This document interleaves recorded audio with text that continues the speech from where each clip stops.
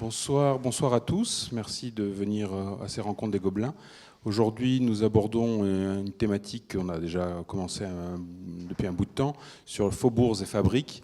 L'idée, c'est de s'intéresser à la géographie artistique parisienne, mais aussi dans d'autres lieux, et de voir les interactions entre différents lieux de fabrication, manières de fabriquer, les sociabilités, et aussi voir un petit peu comment est née une géographie des artistes, des artisans et des savoir-faire. Mais je laisse tout de suite la parole à Christophe Henry, qui va présenter les intervenants, puis nous nous retrouverons pour des questions et à la fin. Voilà, je vous souhaite à tous une très bonne soirée. Bonsoir à tous. On va donc entamer cette séance consacrée au Faubourg Saint-Antoine, sans lequel, effectivement, Paris aurait manqué de meubles et d'émeutes, je crois aussi. Donc on va commencer effectivement cette séance avec Hervé de Guignes, qu'on a le plaisir et l'honneur d'accueillir ce soir, qui a été professeur d'histoire contemporaine à l'Université catholique de Paris, avant d'être effectivement journaliste pour Libération et Reporters sans frontières. Aujourd'hui, effectivement, il met ses talents au service d'une grande entreprise française. Il a publié une dizaine d'ouvrages, effectivement, sur des questions, autour des questions dont il va parler ce soir, et achève effectivement actuellement la rédaction d'un livre consacré au sujet de sa communication de ce soir. Je lui laisse immédiatement la parole. Je vous remercie, bonsoir. C'est avec beaucoup de plaisir que je vais vous parler de la rue des immeubles industriels, parce que c'est une rue que j'aime énormément. En réalité, j'y habite, et c'est parce que j'y habite que je me suis intéressé à l'histoire de cette rue. Et plus je l'ai creusée, plus j'ai découvert qu'elle avait une histoire vraiment exceptionnelle et fascinante. Alors là, en 20, 25 minutes, 30 minutes, nous allons découvrir un aspect de l'histoire de sa rue, mais je vous rassure, c'est encore plus riche que ça. Enfin, je ne vais pas tout dévoiler ce soir. Alors, la rue des immeubles industriels, une réponse à la crise de l'industrie du meuble du faubourg Saint-Antoine à la fin du Second Empire, ça peut paraître curieux. Pourquoi est-ce que la construction d'une rue, plus près du micro, voilà. Pourquoi est-ce que la construction d'une rue serait la réponse à la crise industrielle de l'industrie du meuble à cette époque-là? Je vais essayer de vous expliquer comment tout ceci s'est mis en place. Tout d'abord, la situation dans le faubourg Saint-Antoine à la fin du Second Empire. Vous le savez, tout d'abord, le faubourg Saint-Antoine, c'est le quartier du mobilier. C'est là qu'on fabrique énormément de meubles, les plus beaux, les plus divers, les plus riches. À la fin du Second Empire, le meuble est encore un instrument, exprime encore le statut social de la personne. C'est encore un objet très important dans l'habitat. Donc c'est un quartier qui joue un rôle à la fois politique, social, artistique, économique très important. Il emploie environ 28 000 artisans. Donc c'est un poumon de Paris. Mais la situation se gâte à la fin du Second Empire. Elle se gâte pour plusieurs raisons. D'abord, il y a la crise économique de la fin du Second Empire qui concerne toutes les industries. Ensuite, il y a une concurrence de plus en plus forte qui arrive de la province, notamment du fait du développement des chemins de fer. Le chemin de fer permet l'arrivée de meubles bon marché. Et puis, surtout, il y a l'arrivée de la concurrence anglaise. Alors, avant d'aller plus loin, puisque je me doute que vous ne connaissez pas la rue des immeubles industriels, je vais vous montrer quelques images de la rue pour que vous puissiez la situer. Sur ce plan, alors malheureusement la reproduction n'est pas de très bonne qualité, c'est un plan qui date de 1850 à peu près, 45.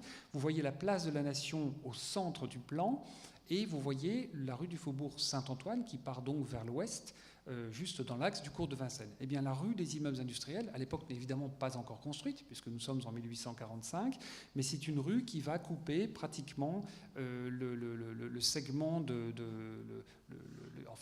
l'espace agricole qui se situe à l'ouest de la place de la Nation. Alors, plus concrètement, à quoi ressemble la rue? Là, vous voyez une illustration qui date de 1873. À l'époque de sa création, la rue ne portait pas le nom de rue des immeubles industriels, elle s'appelait rue de l'Industrie Saint-Antoine. Elle a été rebaptisée en 1877. Et là, vous avez une vue cavalière très correcte de la rue avec ses bâtiments. Donc, sur la partie gauche, vous avez les numéros pairs, sur la partie droite, les numéros impairs. Et comme vous pouvez le constater, c'est un bloc qui constitue toute la rue. 19 immeubles sur toute la longueur. La photo que vous voyez ici, c'est une carte postale prise autour des années 1900 qui vous donne une idée de la rue habitée. Et la photo que vous avez maintenant à l'écran représente la rue aujourd'hui. Bon, en l'occurrence, c'était en l'hiver 2013, elle est sous la neige, mais c'est exactement le même angle de vue que celui que vous avez vu. Sur cette autre photo, vous voyez la perspective vue depuis la hauteur de la rue. Donc on voit bien ces façades totalement rectilignes, la même façade des deux côtés de la rue sur toute la longueur. C'est un cas unique à Paris, il n'y a pas d'autre exemple. Enfin, là, vous pouvez voir le détail de l'architecture très particulière, typique de cette époque. La fonte, la brique, l'acier, le ciment. Vous voyez les étages supérieurs couverts d'un torchis qui ressemble à de la pierre, mais ce n'est pas de la pierre, c'est du ciment. On veut suggérer un habitat bourgeois alors que c'est un habitat industriel. Nous y reviendrons. Mais revenons plutôt à la crise du meuble et à cette situation à la fin du Second Empire où finalement les choses se dégradent. Comme je l'ai dit, il y a la crise économique générale, il y a l'importation des meubles faits en province, et puis il y a surtout l'apparition du mobilier britannique, et notamment le mobilier de fer, qui est exposé pour la première fois à l'Expo universelle de Londres, notamment l'arrivée par exemple des liquages. Alors vous voyez, ça c'est un liquage, ce sont ces lits en fer que l'on replie pour gagner de la place dans l'appartement, et qui inondent le marché. Alors comment faire pour enrayer ce déclin? Il y a plusieurs solutions. La première, c'est d'améliorer la qualité. Donc à la fin du Second Empire, on ajoute beaucoup d'incrustations, de sculptures, de dorures, d'ornements, etc. Bon, premier scénario, mais enfin c'est très coûteux. Deuxième possibilité, on réduit les coûts. Alors effectivement, à cette époque-là, les salaires des menuisiers, des ébénistes, des tapissiers, des ornementalistes tombent, diminuent. Et le problème, c'est que plus les salaires diminuent, plus on fait venir des travailleurs migrants pour remplacer les travailleurs locaux qui ne veulent plus travailler à ce prix-là. Et donc la qualité se dégrade. Donc ce n'est pas une solution pérenne. Autre solution qui a été inventée à l'époque, c'est la création de magasins d'usines. En principe, l'ébéniste fabricant ne commercialise pas à sa vente. Sur le haut du faubourg, la partie qui se trouve près de la place de la Nation, on fabrique et on vend les meubles près de la place de la Bastille. Il y a bien une distinction entre la production et la commercialisation. Eh bien, à partir du Second Empire, les deux métiers commencent un petit peu avant même, à se rassembler et on voit apparaître des fabricants négociants. Le dernier exemple qui est encore sur le faubourg Saint-Antoine, c'est au numéro 69, Hunier, qui est fabricant négociant depuis 1846. Enfin, autre solution, autre réponse qui apparaît à cette époque-là, c'est l'édition de catalogues. Il y a au 55 de la rue du Faubourg Saint-Antoine un éditeur, Victor Quetin, qui commence à produire des catalogues de meubles. On commence une forme de standardisation pour essayer de lancer des ventes en série. Autre élément, je vais aller rapidement, la formation. C'est à cette époque-là qu'on commence à réfléchir à la création de l'école Boulle, qui est créée un peu plus tard, en 1886. Mais fondamentalement, ceci ne répond pas à la crise du meuble dans le Faubourg Saint-Antoine à la fin du XIXe siècle, à la fin du Second Empire. Quel est le problème? Le problème est simple. Nous sommes en pleine révolution industrielle. Paris, depuis le début du XIXe siècle, devient une capitale industrielle. Et le Faubourg Saint-Antoine et l'industrie du meuble sont la seule activité qui refuse cette révolution industrielle. La Chambre de commerce de Paris s'en alarme. Elle fait une enquête vers 1864 et constate qu'il n'y a dans tout le Faubourg Saint-Antoine que 5 machines à vapeur. Alors bien sûr, la machine à vapeur, ça veut dire l'énergie bon marché, la mécanisation, la rationalisation. Dans ce contexte apparaît un personnage, Jean-François Caille, qui va changer la donne. Jean-François Caille est un industriel, on va y revenir dans un instant. Il a une analyse globale de la situation. Il dit voilà, si l'industrie du meuble ne fonctionne pas, c'est parce qu'elle n'est pas entrée dans l'heure industrielle. Moi, je vais apporter une innovation de rupture. Je vais construire un site sur lequel on pourra trouver en un même lieu une centrale d'énergie, machine à vapeur, qui va permettre d'alimenter des ateliers au-dessus desquels habiteront les artisans. Ce faisant, on va diminuer drastiquement les coûts de production. Grâce à la mécanisation, on va pouvoir réaliser de nouveaux types de meubles, de nouveaux types de plaquages. Et puisque les artisans habiteront à côté de leurs ateliers, ils n'auront pas de temps de transport, ils n'auront pas de difficultés sociales, ils vont pouvoir se consacrer pleinement à leur art. Donc c'est bien une pensée totale, une rupture totale dans la manière de procéder qui est envisagée avec cette rue. Jean-François Caille, c'est un personnage vraiment étonnant. Je n'ai pas de temps d'entrer dans les détails, mais pour vous donner juste, situer le personnage, il est né en 1804, il vient d'une famille très très pauvre, et en 1848, il est à la tête d'une usine de 2000 ouvriers à Paris. Les usines qui s'appellent à l'époque de Rhône, et puis ensuite de Rhône et Caille, et puis ensuite Caille, prennent un tel essor qu'elles construisent ensuite des locomotives, des poutres mécaniques. C'est Jean-François Caille qui construit le pont d'Arcole, c'est Jean-François Caille qui construit la ligne de chemin de fer Nijni-Novgorod-Moscou, c'est lui qui construit le palais de l'exposition universelle de 1867, et cet enfant analphabète issu du milieu populaire est invité à la table de Napoléon III le jour de l'inauguration de l'exposition universelle de 1867. Donc c'est pas n'importe qui. Il se fait construire un hôtel particulier à Paris. Cet hôtel particulier existe toujours, c'est l'actuelle mairie du 8e arrondissement. Donc une réussite resplendissante. Mais en même temps, précisément parce que c'est un homme qui a été très pauvre, qui a beaucoup souffert dans sa jeunesse, il a le souci de l'habitat de ses ouvriers. Vous savez qu'à la fin du Second Empire, la question de l'habitat social est cruciale. Les grands travaux menés par Haussmann ont eu un effet désastreux sur l'habitat ouvrier.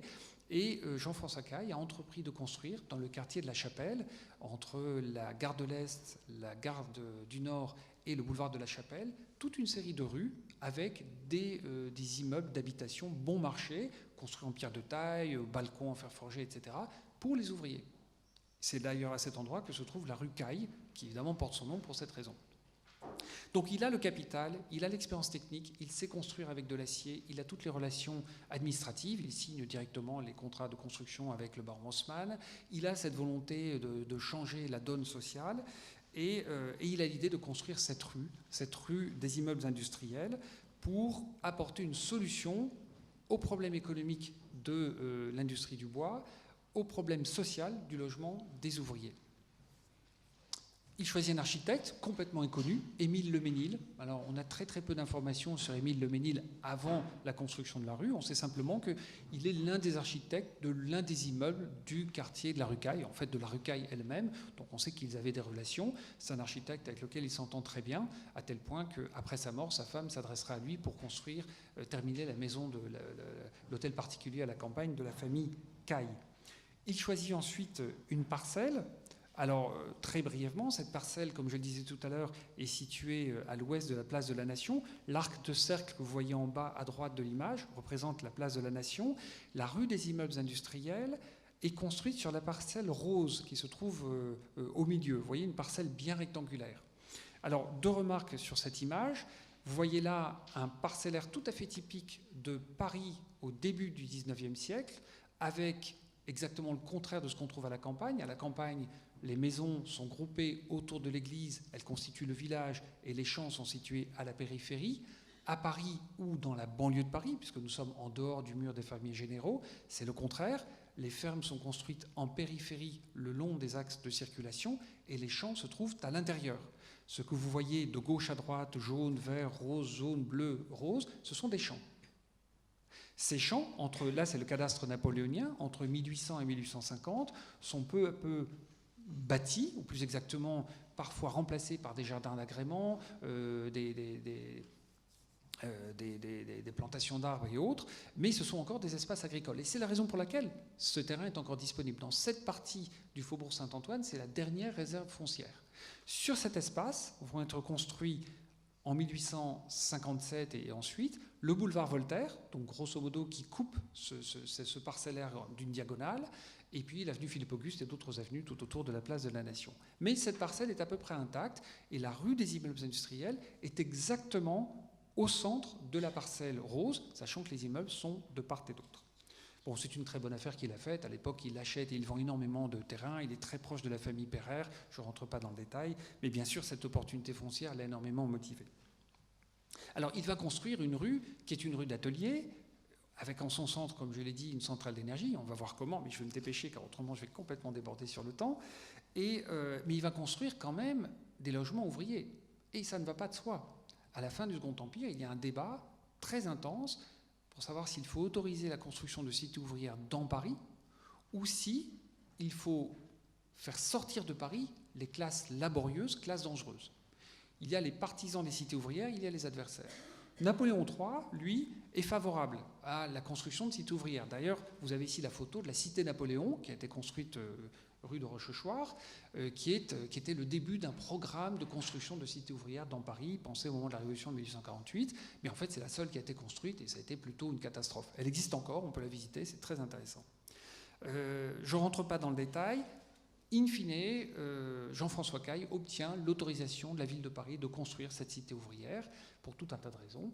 Mais seulement voilà, éclate en 1870 la guerre de 70, la Commune de Paris, et évidemment, au lendemain de la Commune de Paris, il n'est plus question de construire des cités ouvrières dans Paris. Tous les programmes qui s'apparentaient à celui de la rue des Immeubles Industriels sont arrêtés. Tous, sauf un, celui de la rue des Immeubles Industriels. Pourquoi? On ne sait pas. On n'a pas retrouvé les documents qui expliquent la raison pour laquelle la rue a été construite.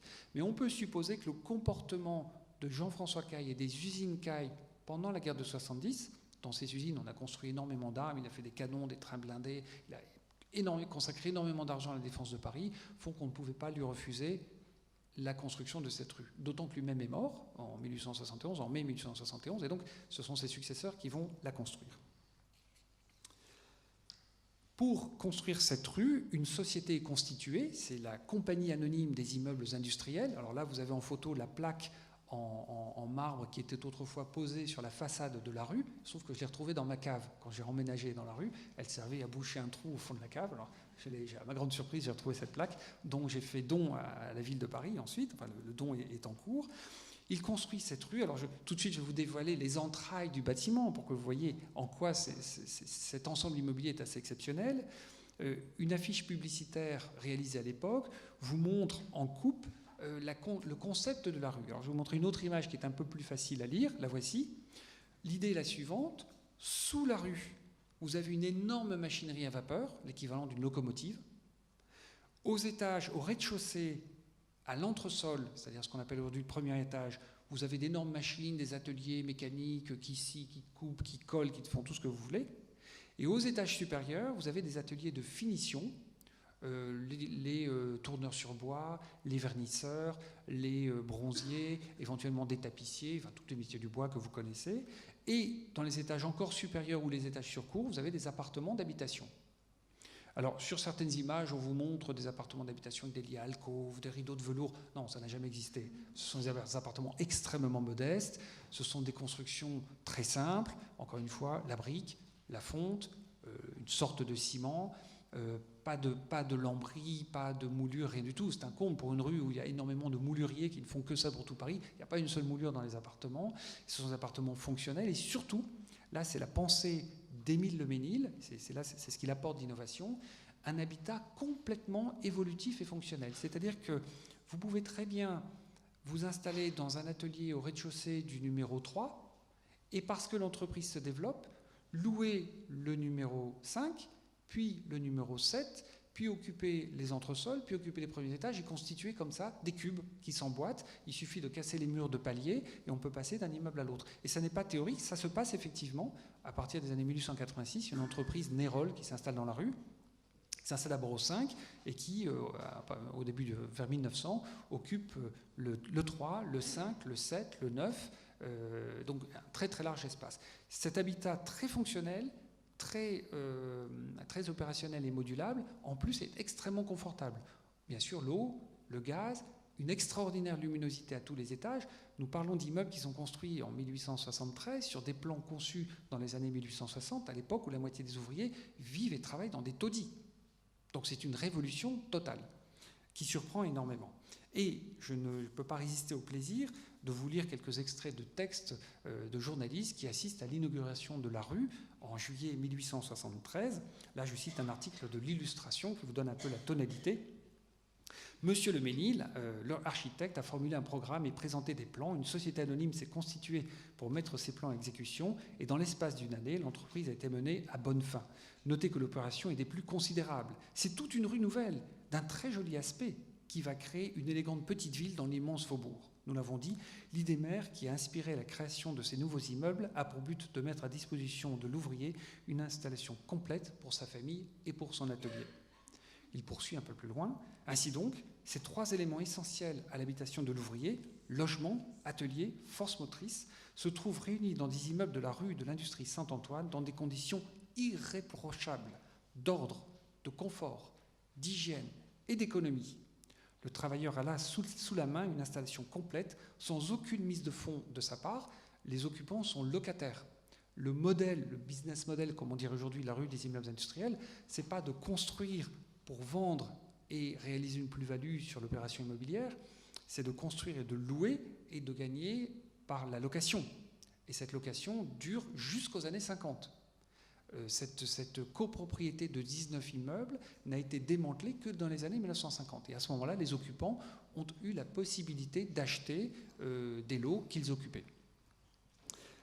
Et cette organisation avantageuse lui permet de disposer de toutes ses ressources pour l'acquisition de son outillage spécial et des matières premières dont il peut avoir besoin. Disons-le hautement, cette réunion de l'habitation à l'atelier présente à la classe laborieuse les conditions les plus favorables à la bonne entente comme à l'économie du ménage. Il y a toute une réflexion sur la manière dont les gens vont vivre dans les immeubles. Ces améliorations ont d'ailleurs été appréciées dès le premier jour par les intéressés qui n'ont pas attendu la fin des travaux pour arrêter les locations. Tous les logements ne sont pas encore prêts, mais au fur et à mesure que les installations s'achèvent, on voit se multiplier les demandes et la compagnie compte déjà plus de 160 locataires. Alors dans mes recherches, j'ai pu établir qu'en 1926, il y avait à peu près 430 résidents. Donc ça donne une idée du nombre de personnes qu'il y a dans les immeubles. On peut en mettre plus. Le recensement qui a été effectué en 1946, juste après la guerre, fait apparaître à peu près 650 habitants. Donc là, on a une très forte densité de population, parce qu'on est en pleine crise du logement à Paris, et donc on voit qu'il y a une capacité supérieure. Mais en gros, 500 résidents et probablement 500 ou 1000 artisans dans les ateliers. À l'époque, les chiffres qui circulent sont de 2000 personnes, mais je pense qu'ils sont assez exagérés. Alors, cette construction architecturale est un véritable succès. Émile Le Mesnil reçoit la médaille d'or lors de l'exposition universelle de 1878. Sa carrière est lancée. Ensuite, je ne peux pas faire le détail, mais il construit toute une série d'habitations bon marché du côté de la gare du Nord. Il construit le théâtre des Bouffes du Nord. Et il construit surtout des centaines d'immeubles dans la plaine Monceau. Dans toute la partie qui est à l'ouest du parc Monceau, vous avez toute une série de rues qui ont été construites par Le Mesnil, avec quasiment les mêmes artisans que ceux qui ont construit la rue des immeubles industriels. On le reconnaît à des détails d'architecture. Mais là, il n'est plus du tout question d'artisanat, il est simplement question de spéculation, d'argent. C'est un architecte lancé. D'ailleurs, sa fille épouse un jeune architecte aussi, qui a une carrière extraordinaire. C'est Georges Chédan, qui est notamment le bâtisseur des Galeries Lafayette. Vous voyez, on touche à ce qui est à l'époque le plus prestigieux. Est-ce que cette réalisation a été un succès? Est-ce que finalement elle a permis d'atteindre le but qu'elle s'était donné, à savoir régénérer l'artisanat, et notamment l'artisanat du bois, dans le quartier, dans le faubourg Saint-Antoine? Nous manquons de données statistiques, économiques, pour répondre à cette question, mais on sait que les débuts ont été difficiles. Un commentateur écrit: à Paris, les maisons de la rue des immeubles industriels, au faubourg Saint-Antoine, aux 3/4 vides, sont un type achevé de maison-caserne, capable d'implorer plus l'horreur que le goût des habitations ouvrières. Qui écrit ceci? Albert Monteuil, vers 1880. En réalité, c'est un opposant à la municipalité. Il publie dans une revue qui a été créée par Bernard Lazare, qui est un grand ennemi intime de Haussmann, et donc c'est une occasion de régler des comptes. Il est trop sévère. Mais un auteur beaucoup plus posé, Gaston David, dans La Réforme sociale, écrit: l'entreprise a été tentée dans le double but de procurer aux ouvriers des conditions avantageuses de logement convenables, sains et aérés, en même temps de leur fournir chez eux la force motrice qui ne se trouve que dans les grandes usines. On voulait ainsi favoriser le petit atelier de famille, le chef de petite industrie. L'idée paraît juste et heureuse. Elle n'a cependant pas réussi qu'à demi. La plupart des logements sont occupés, mais il a fallu, je crois, consentir de grandes réductions sur les prix, et l'entreprise, au moins du point de vue des capitaux engagés, n'a pas donné des résultats très brillants. Donc vous voyez, point de vue immobilier, industriel, ce n'est pas un grand succès. En revanche, du point de vue de l'artisanat, on peut penser que ça a été très réussi, puisque Alexis Martin, qui est un promeneur qui fait une espèce de tour de Paris, se passe par la rue des immeubles industriels, et voici ce qu'il écrit. Si, comme cela nous est arrivé à nous-mêmes, il vous prend en fantaisie d'arrêter au passage un des habitants de cette cité modèle et de causer quelques moments avec lui, vous rencontrerez un homme d'accueil affable, parlant la simple langue du peuple, mais la parlant bien, et vous faisant sans emphase l'éloge de l'excellente organisation qui fait la prospérité de cette rue unique à Paris, où, lors de la visite qu'il lui fit à la fin de l'année 1888, le président de la République, Sadi Carnot, ne trouva pas une misère à soulager. Et effectivement, dans la recherche que j'ai faite, j'ai pu trouver beaucoup d'entreprises qui ont totalement excellé dans leur domaine de compétences, qu'il s'agisse du meuble ou plus généralement de la mécanique de haute précision. Il y a beaucoup de mécaniciens qui sont dans la rue, de la pharmacie, de la chimie. Il y a des tas d'inventions qui sont faites dans la rue, dont une mais je n'ai pas le temps de développer, qui est assez extraordinaire. L'entreprise dont je parlais tout à l'heure, Nérol, qui n'a rien à voir avec la menuiserie, c'est une entreprise de tapisserie et de broderie, a une politique sociale incroyable, et Nérol invente notamment, avec beaucoup d'avance sur la plupart des pays, le congé de maternité. Il constate que les ouvrières ne peuvent pas bien travailler si elles doivent revenir travailler le lendemain de l'accouchement, ce qui était la règle à l'époque. Donc il décide, il met en place tout un mécanisme, il y a des documents très clairs là-dessus, pour que la femme puisse s'arrêter pendant 4 semaines. Ce sont les autres ouvrières qui cotisent, en fait le patron qui cotise, et lorsqu'elle revient, elle reprend son travail, elle est heureuse, elle est redevable à l'entreprise, elle travaille d'autant mieux. Et ça marche très bien. Tant et si bien que, et je terminerai sur ce propos, à la fin de la carrière de ce fameux Nérol, les ouvrières se réunissent dans son bureau et lui disent voilà, ça fait plus d'1 an que nous mettons de l'argent de côté et nous voudrions construire votre buste en marbre. Et Nérol se met en colère, il dit mais vous êtes complètement hystérique, qu'est-ce que vous avez gaspillé de l'argent, j'ai pas du tout besoin d'un buste, hors de question, sortez de mon bureau. Et là raconte le journaliste qui relate les faits, les ouvrières fondent en larmes, se tombent à genoux, le supplient d'accepter, et il se résigne à accepter qu'on dresse son portrait. Donc c'est une belle histoire, je trouve. Voilà, dernier point que je voulais vous dire, où en est la rue des immeubles industriels aujourd'hui. Bon, là, je vous passe rapidement quelques images de la rue vers les années 1900. Là, vous avez une image typique, hein. Nous sommes à peu près en 1900. Vous voyez, évidemment, pas de voiture automobile, uniquement des charrettes à bras, beaucoup de monde, beaucoup d'enfants, beaucoup d'artisans. Nous avons la chance d'avoir dans la salle ici une personne qui est le descendant direct de la plus vieille famille qui habite la rue, donc qui s'y est installée pratiquement au moment de la construction, M. Zapfel. Sa famille est arrivée de l'Est de la France après la guerre de 70 et s'est quasiment installée rue des immeubles industriels parmi les tout premiers occupants. Et occupé la rue jusqu'en 2014, donc jusqu'à il y a vraiment pas très longtemps. Ben voilà, peut-être que sur cette photo, il y a l'un de vos ancêtres. Votre grand-père peut-être est sur la photo. Et sur cette autre photo, vous voyez au premier plan, à peu près au centre, un homme qui porte une planche, bon, typique de ce qu'on voyait dans la rue. Toutes les personnes m'ont raconté qu'on voyait en permanence des meubles, des chaises, des commodes, des planches. On ponçait, on coupait, on sciait, il y avait du bois partout. C'était une rue très très animée, très joyeuse. Voilà. Alors aujourd'hui, que reste-t-il de la rue ? Eh bien, dans les habitations supérieures, il y a toujours des habitants, bien sûr. Les appartements se sont agrandis, un confort s'est amélioré. Tout l'artisanat qui s'était développé dans les étages supérieurs a quasiment disparu. Aujourd'hui, il n'y a plus que des habitations ou des bureaux. Quant au rez-de-chaussée, aux entresols, il reste très très peu d'artisans. Un seul ébéniste, c'est M. Josselin, au numéro 10, qui a un atelier de marqueterie de réputation internationale, qui fait un très très beau travail. Il y a un tapissier encore au numéro 15. Il y avait jusqu'à pas très longtemps un tourneur sur bois au numéro 14 ou 12, je ne sais plus. Mais voilà, évidemment, cette activité disparaît, c'est fini. Maintenant, ce sont plutôt des activités de service. Je vous remercie de votre attention.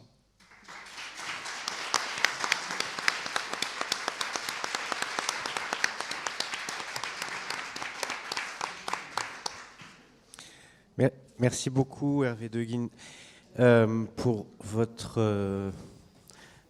communication. On apprécie énormément le respect du temps imparti qui est absolument parfait chez vous. J'ai quelques questions, mais je pense que la salle brûle. Et par contre, je vous demanderai d'attendre d'avoir le micro en main avant de parler, histoire que vos questions soient bien enregistrées et audibles.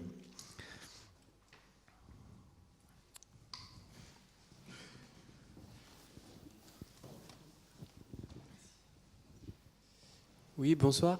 J'ai une question à propos des espaces dans le sous-sol. Apparemment, il y avait une grande machine à vapeur. Qu'est-ce qu'il en reste aujourd'hui ? Est-ce que ça existe encore ? Est-ce que vous le savez ? Les sous-sols font rêver tout le monde dans la rue. Ils sont totalement inconnus. J'ai eu la chance de pouvoir les visiter, bien sûr, grâce à des complicités. Alors, il y a dans toute la rue un premier niveau de caves, qui sont généralement des caves individuelles, où les occupants ont accès.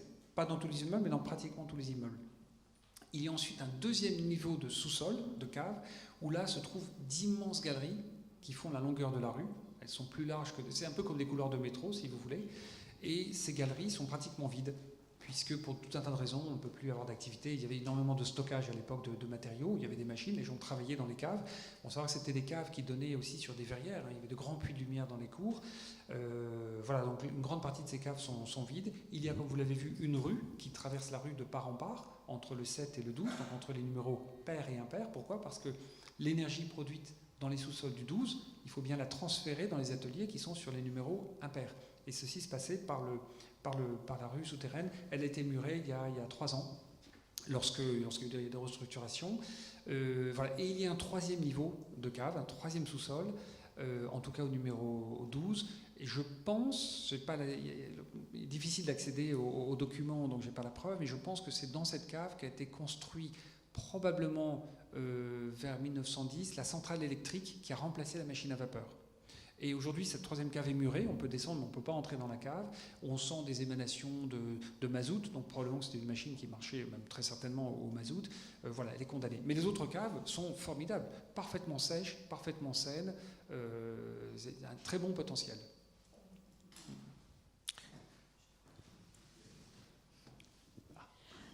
Oui, là, je m'exprime en voisine. J'habite rue de Montreuil, là, à quelques encablures. Et j'étais un petit peu étonnée de voir quelques façades rouges, pétantes, verts, jaunes, rompre quand même cette unité absolument extraordinaire. Alors, y a-t-il une explication ? L'explication, c'est l'absence de régulation. Vous savez qu'autrefois, c'était une seule copropriété. Donc, il y avait une seule assemblée générale. Ceux qui ont vécu cette époque s'en souviennent, c'était un cauchemar, puisqu'il fallait rassembler 400 copropriétaires. Évidemment, ça ne marchait pas du tout. Les gens se disputaient. C'est la raison pour laquelle, alors, en 1950, en gros, dans les années 50, la société anonyme a cessé ses activités et les biens ont été vendus aux occupants, le plus souvent. Et dans les années 70, la copropriété a explosé. Et les 19 immeubles se sont trouvés séparés en autant de copropriétés. Du coup, chaque copropriété décide pour elle-même. Alors, en principe, il y a une institution qui s'appelle les Bâtiments de France. La rue est classée depuis 1992, donc on ne peut pas toucher aux façades, on ne peut pas toucher aux toitures, on ne peut pas toucher aux cages d'escalier, mais encore faut-il connaître ces règles et vouloir les respecter. Malheureusement, ce n'est pas le cas. Donc il y a beaucoup d'ascenseurs qui ont été construits, ce qui est quand même très agréable pour les occupants des étages élevés. Et puis les gens font un peu n'importe quoi sur les façades. J'espère qu'un jour, les Bâtiments de France reprendront le contrôle de la situation, imposeront des règles, non seulement pour les couleurs des façades, mais aussi pour les menuiseries des fenêtres. Parce qu'effectivement, c'est une rue qui a beaucoup, beaucoup de charme. À mon avis, il y a un projet de rénovation de la place de la Nation, de même que la place de la République a été rénovée assez bien, je trouve, la place de la Nation le sera. À ce moment-là, il y aura probablement une révision de l'ensemble du quartier et je suppose qu'à ce moment-là, on mettra les choses au clair. Mais aujourd'hui, il n'y a pas vraiment d'autorité centrale pour diriger ceci. Donc, je voudrais apporter une précision. Toutes les caves de l'ensemble de la rue des Immeubles communiquaient entre elles.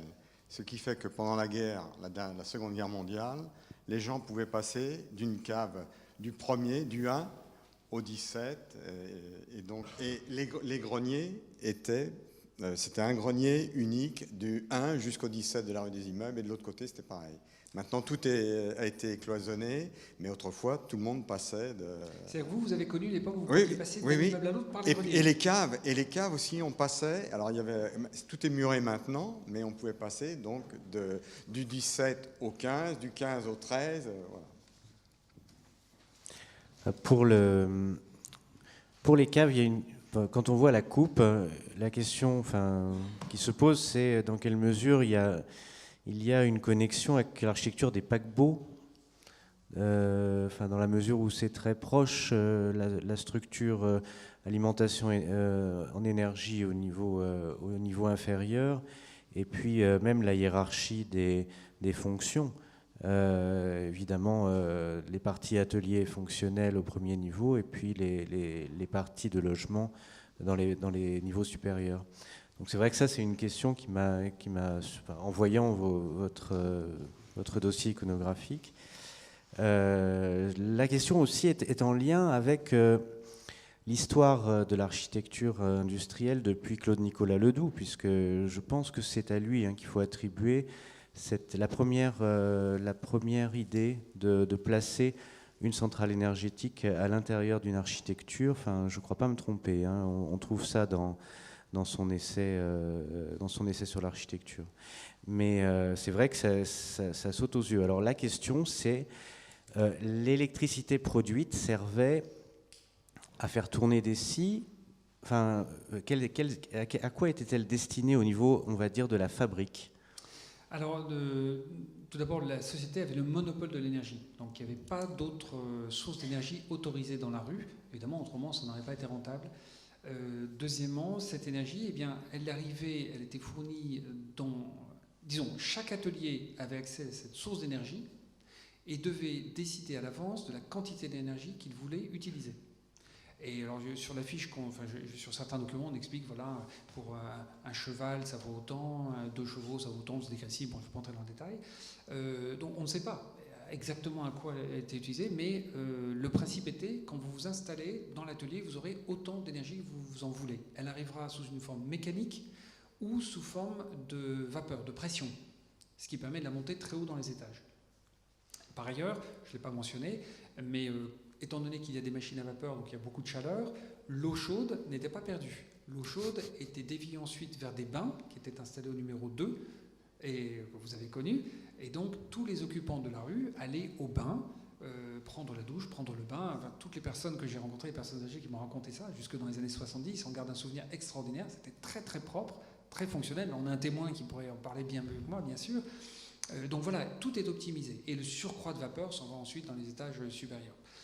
C'était vraiment une pensée totalement rationnelle, rien ne se perdait, la qualité de la construction est remarquable, et lorsqu'on se promène à n'importe quel étage ou dans les caves, on voit encore les restes de ces infrastructures, c'est impressionnant. Et c'est le rêve de l'entrepreneur de pouvoir faire payer un loyer aux gens qui travaillent pour vous et de récupérer l'argent des salaires, évidemment. Enfin, ça nous renvoie aussi au fourriérisme, parce que c'est vrai que là, on a la fusion, on a les 2 grands courants de l'encadrement salarial du 19e siècle qui se rejoignent. Autre question, peut-être? Oui. Oui, la question s'adresse à M. De Guin et à monsieur. Y a-t-il un élément de sociabilité qui a survécu justement à la partition de tous ces immeubles? Parce que c'était comme une espèce de village. Alors, est-ce que vous avez fait une étude sur les mariages entre les familles, parce que si c'était aussi bien organisé, il est probable qu'il y avait, non pas une incitation, mais que naturellement, les gens se trouvant bien entre eux, éventuellement se mariaient entre eux, surtout s'ils avaient les mêmes professions. Rien de très étonnant à cela, surtout à Paris.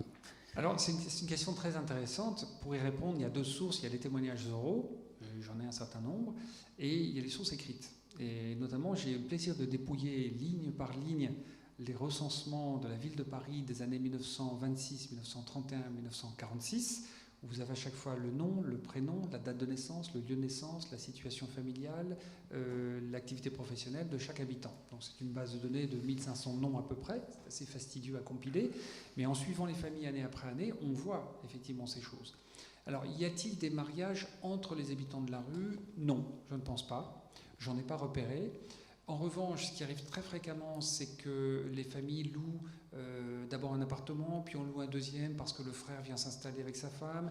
Et puis après, bon, il y a eu la Première Guerre mondiale, il y a énormément de veuves de guerre qui s'installent là. Donc ensuite, il y a des remariages. Je n'ai pas parlé de l'aspect social, j'aurais pu effectivement. Nous avons au départ une population principalement de provinciaux, même quasiment exclusivement de provinciaux, qui s'installent dans les années 1870. C'est vraiment évident, pratiquement personne n'est né à Paris. À partir des années 1910-1920, on a de plus en plus de personnes nées à Paris. Ce sont généralement les enfants de ces provinciaux. Puis dans les années 1920-1930, une très forte immigration italienne, mais encore plus forte à partir des années 1945, et surtout à partir des années 1930, une très forte immigration juive. Des juifs turcs, des juifs russes, parfois des juifs allemands, et puis ensuite principalement bien sûr des juifs polonais. Les familles, ça m'a beaucoup surpris, beaucoup de familles non mariées. Donc en général, on dit chef de famille et ami. On ne parle pas de concubins ou autres, qui se marient dans la durée. Donc je les retrouve quelques années plus tard, les femmes changent de nom. Des familles avec peu d'enfants, généralement 1, 2 enfants. Très souvent des familles qui ne sont pas des familles nucléaires. Il y a la nièce, il y a le neveu, il y a la tante, il y a la grand-mère, il y a l'oncle. Donc ce n'est pas papa, maman, les enfants. Et les seules familles qui correspondent bien au modèle français de souche, papa, maman, les enfants, enfants nombreux, sont les familles juives polonaises, qui ne parlent pas français. Donc c'est assez ironique. Et là, on voit apparaître des familles avec 3, 4, 5, 6 enfants, éventuellement. Enfin, 6, non, peut-être pas. 5, oui, ça arrive. Et bon, bien sûr, là, c'est l'autre partie du travail que je fais, mais qui concerne un autre aspect de l'histoire de la rue des immeubles industriels, c'est la Seconde Guerre mondiale. En 1939, c'est une rue qui parle yiddish. C'est une rue communiste, cégétiste, antifasciste. Donc, dès 1940, c'est une rue qui est en état d'insurrection. D'après les recherches que j'ai faites, au moins 20% des habitants de la rue ont été déportés. À 90% pour des raisons raciales, donc des juifs déportés, arrêtés en plusieurs vagues. Une première vague, tous les hommes de 18 à 65 ans, en mars 1941, ce qu'on appelle la rafle du billet vert. On vient les chercher avec un papier, et la police les emmène. Ils sont d'abord, souvent internés au camp de Pithiviers ou de Baudelaire-Hollande, et ils y restent. Et puis ensuite, ils sont transférés au camp de Drancy en 1942, et de là, ils sont envoyés à Auschwitz. Puis la grande rafle du Veldiv, en juillet 1942. Alors là, tous les habitants sont prévenus. Tous les occupants de la rue des immeubles industriels savent, le 15 juillet 1942, qu'il y aura une rafle le lendemain matin. Pourquoi ? Pour 2 raisons. D'abord parce que la plupart des policiers du 11e arrondissement sont communistes. Ils ont l'information et ils l'ont fait passer. Pas seulement dans la rue, dans le quartier. Et la deuxième raison, c'est que la rue est aussi un repère de résistants. Et il y a notamment Marcel Reimann, qui habite au numéro 1, un résistant fusillé au Mont-la-Valérien. Vous connaissez l'histoire de la fiche rouge, le groupe Manouchian, les FTP, MOI, etc. Il passe, lui, de porte en porte, et il annonce, il dit demain il y a une rafle, il faut partir, il faut se cacher. Une partie des habitants le font, ils survivent. Une partie ne le font pas, en se disant mais ce Reimann c'est un excité, on le connaît, il ne faut pas l'écouter. Ou bien, pourquoi irais-je me cacher? Je n'ai rien fait de mal. Je me suis déclaré, je paye les impôts, je porte l'étoile juive, je n'ai rien à me reprocher. De surcroît, la plupart de ces familles sont composées de femmes et d'enfants ou de personnes âgées. Les hommes ont soit été arrêtés en mars 1941 et sont donc déjà dans des camps, soit, pire encore, la plupart se sont portés volontaires en 1940, en 1939, pour défendre la France. Ce sont ce qu'on appelle les engagés volontaires qui rejoignent les régiments de marche. Et beaucoup sont prisonniers en Allemagne. Donc pourquoi voudriez-vous vous cacher? Eh bien, malheureusement, la plupart de ces personnes sont arrêtées et déportées. Donc j'ai fait un gros travail sur ce sujet, mais ça nous éloigne du sujet de ce soir. Hein, c'est quasiment une autre conférence. Et oui, une grande partie. Il y a aussi beaucoup de résistants dans cette rue. Je ne sais pas si vous avez vu ce film de... comment s'appelle-t-il, ce cinéaste, sur justement la résistance rue des immeubles industriels. Et dans le film, d'un policier dit à un moment, non, il faut qu'on aille faire une descente rue des immeubles industriels. C'est un nid à résistants, un nid à terroristes. Oui, c'était un nid à terroristes, et notamment parce qu'on pouvait s'y cacher très facilement. On rentrait par un immeuble, on sortait par un autre. Il y avait des caches d'armes un petit peu partout. Et il y avait beaucoup de résistants. Je pourrais élaborer, on n'a pas le temps ici, mais oui. Mais la sociologie de la rue est très intéressante. J'essaie de suivre l'âge moyen. Et on voit que l'âge moyen s'élève en 1946 parce que les hommes jeunes sont morts, tout simplement, alors qu'il est relativement stable avant. Voilà. En revanche, l'étude économique, le niveau de richesse, ça c'est encore une autre étude, ça demanderait beaucoup de temps, je ne l'ai pas faite. Et donc votre famille, monsieur, est la seule à être restée quasiment du début jusque, en tout cas, récemment.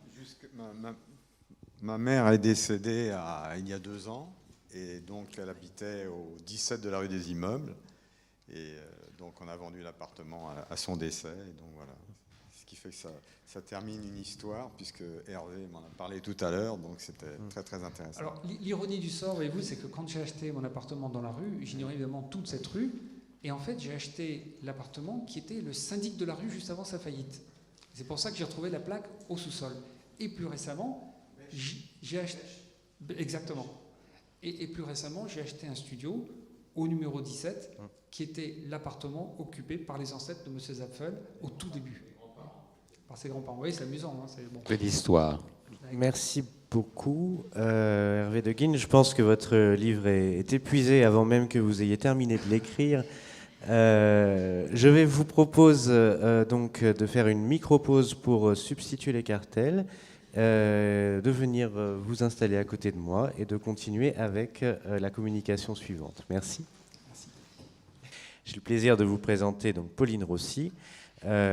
qui effectivement est connu par certains d'entre vous, par ses recherches sur l'Est parisien et l'architecture du XXe siècle. Elle est auteure d'un master de recherche en histoire de l'art à l'université Paris-Sorbonne, Paris 4, et elle termine quasiment, d'après mes informations, la thèse effectivement consacrée à l'Est parisien, genèse d'une reconquête, 1919-1975, est terminée, va être soutenue sous la direction des professeurs Simon Texier et Jean-Yves Andrieux. On va l'écouter immédiatement pour ne pas effectivement prendre trop de retard sur une nouvelle question relative au Faubourg Saint-Antoine et à son architecture. Je lui laisse immédiatement la parole. Merci Christophe, bonsoir à tous. J'ai été très bien présentée, donc je n'ai pas besoin de revenir dessus. Juste un petit mot aussi quand même pour expliquer mon histoire avec le Faubourg Saint-Antoine. Je suis née en même temps que l'Opéra Bastille dans le Faubourg Saint-Antoine, descendante polonaise, italienne, belge, et j'en passe. Donc c'est aussi ça qui a fait que j'avais choisi de commencer un travail de master sur le quartier du Faubourg Saint-Antoine et sur son architecture et son urbanisme, mais donc sur une histoire, un patrimoine ordinaire et non pas un patrimoine monumental, pour creuser un petit peu l'histoire de ce quartier et creuser cette histoire aussi dans une période chronologique un peu différente de celle qui avait été choisie par mes prédécesseurs. C'est-à-dire que j'ai voulu travailler sur le devenir urbain et architectural de ce quartier au XXe siècle, donc des années 30 à l'époque, à 1990 aux années 2000. Et donc ça a été l'occasion de découvrir aussi un autre visage du Faubourg Saint-Antoine, ce fameux faubourg du meuble hérité du Moyen-Âge et qui a connu ses lettres de noblesse au XVIIIe siècle, voir aussi son évolution et son devenir au XXe siècle, qui a été tout à fait intéressant et prouvant que le quartier a encore beaucoup de choses à nous apprendre. Donc ça va être l'objet de ma communication. Vous comprendrez que je suis 20e, je suis historienne d'architecture, donc je viens vous parler vraiment du cadre de la création du meuble et non pas de décoration particulièrement. Je vous ai montré ici donc le plan Roussel, le Faubourg Saint-Antoine entre 1730 et 1736, avec la place de la Bastille et puis la place du Trône, devenue place de la Nation, avec cette caractéristique typologique dont parlait tout à l'heure mon collègue, avec effectivement ces habitations qui s'alignent petit à petit le long de chemins anciennement pédestres, c'est-à-dire de chemins piétonniers qui petit à petit, à force d'être pratiqués, deviennent rues, puisque les immeubles s'implantent à l'alignement de ces rues, et un parcellaire qu'on a dit laniéré quand on a commencé à l'étudier dans les années 80, laniéré puisque des parcelles très profondes mais très peu larges sur rue, ce qui vous donne ce qui donne au quartier en fait toute sa spécificité, et aussi deuxième spécificité, une carence de voirie qui saute un peu aux yeux dès qu'on voit ce plan, et on imagine aujourd'hui l'avenue Ledru-Rollin par exemple qui est venue véritablement ménager des percées dans le quartier et qui ont morcelé des îlots qui étaient par trop importants et qui donc petit à petit avaient été aménagés par les habitants eux-mêmes, percés de cours, de passages qui servaient justement à irriguer ces îlots trop importants. Donc le Faubourg Saint-Antoine n'est pas seulement un quartier insurrectionnel, c'était à l'époque médiévale aussi un quartier religieux avec de très nombreuses abbayes, et c'est peut-être son caractère révolutionnaire qui nous fait oublier trop souvent que c'était aussi une terre religieuse, une terre agricole qui petit à petit donc s'est développée autour de cet artisanat bien connu de l'ameublement. Vous voyez ici une vue aérienne qu'il est facile d'apprécier grâce aux moyens techniques contemporains et qui nous montre ce Faubourg Saint-Antoine, alors que j'aime qualifier de palimpseste urbain. Un palimpseste, c'est un document sur lequel on a réécrit, qu'on a modifié, mais sur lequel on peut deviner encore d'anciennes traces. Et le Faubourg Saint-Antoine au XXe siècle, c'est bien ce type de document. C'est un palimpseste urbain. Il suffit de passer la porte cochère sur rue pour se rendre compte qu'il y a tout un microcosme microcosme qui continue à vivre dans les cours, et c'est souvent là qu'on découvre les plus belles trouvailles. Malheureusement, aujourd'hui, les digicodes viennent empêcher les historiens de bonne volonté toujours de faire leur travail, mais on arrive petit à petit à entrer dans les coulisses de ce quartier tout à fait charmant. Vous voyez ici quelques images de rue, puisque après les vues aériennes et les vues en plan, le plus simple pour comprendre un quartier, c'est de voir quelques images d'architecture. Et vous voyez en première image, sur ce front bâti de la rue du Faubourg Saint-Antoine, avec une architecture que l'on a qualifiée de blanche, tout simplement parce qu'elle est très, très humble. Elle a été construite à moindre coût, avec un système de pans de bois rempli en moellons et enduit de plâtre, qui lui donne cette couleur caractéristique, tout à fait caractéristique. Donc on appelle une architecture faubourienne, avec des bâtiments qui ont des ruptures de gabarit très importantes. Vous voyez ici qu'il y a une certaine anarchie par rapport tout à l'heure, par exemple, à la rue des immeubles industriels qui était tout à fait rectiligne. Ici, c'est ce qu'on a appelé un chaos faubourien. Les ruptures de gabarit sont pléthores. Les ruptures d'alignement aussi, c'est-à-dire qu'il est très facile d'avancer sa maison. Avoir pignon sur rue, c'est bien, mais quand on est le premier à être visible depuis la rue, c'est encore mieux. Il suffit d'avancer un petit peu sa maison et hop, on grappille quelques clients ou voisins. Donc c'est une architecture tout à fait caractéristique. L'architecture la plus monumentalisée dans le faubourg, c'est bien entendu l'architecture du commerce. Et vous avez ici les plus belles enseignes de notre quartier. Soubrier, qui est une très belle façade en pierre de taille qui est encore aujourd'hui debout et en activité, même s'ils sont plus antiquaires que producteurs. Vous avez aussi le Barrio Latino qui, comme son nom ne l'indique pas, était lui aussi un des grands magasins de vente des meubles du Faubourg Saint-Antoine, construit par l'architecte Victor Lesage et son associé Charles Milgen pour les établissements Gouffet le fils et non pas le père. Et puis enfin Huguenet qui aujourd'hui est encore là avec cette devanture en plexi qui est tout à fait caractéristique et qui marque encore le paysage du faubourg. Mais derrière ces aménagements soit somptuaires, soit très ordinaires, se cache en fait le cœur battant du Faubourg Saint-Antoine. Ces venelles, ces petits chemins de traverse qui permettent de découper les îlots à moindre coût et qui ont été donc petit à petit ménagés par les habitants. Des architectures qui ne sont pas que blanches, qui sont aussi caractérisées par une diversité des matériaux, faits de plâtre, de briques, petit à petit de tôle ondulée. Et vous avez ici le passage Saint-Bernard avant sa rénovation dans les années 80 qui vous montre toute cette diversité de matériaux, mais aussi c'est que le côté très sinueux de certains de ces passages qui aujourd'hui sont redevenus rectilignes. Les historiens ont souvent souligné la difficulté d'écrire l'histoire d'un hôtel particulier parisien de construction lointaine. Il faut savoir que retranscrire l'histoire d'une petite maison au fin fond d'une cour du Faubourg Saint-Antoine, même dans les années 20, c'est très compliqué aussi. Et pour ça, j'ai pu compter sur le travail effectué de façon historique par la commission du Vieux Paris, qui a petit à petit inventorié toutes les photographies de maisons et qui, dans les années 60, a généralisé sa démarche, c'est-à-dire qu'à chaque fois qu'une démolition était prononcée dans Paris, la commission du Vieux Paris envoyait ses photographes pour faire un relevé photographique. C'est ainsi comme ça qu'on peut aujourd'hui documenter des architectures très banales qui n'auraient pas survécu sans ce travail de fourmi qui a été pratiqué par la commission du Vieux Paris. Bien entendu, après, les fonds privés des faubouriens sont des fonds inestimables et inépuisables, et j'essaye petit à petit d'en reconstituer, donc vous avez quelques exemples aussi sur cette page.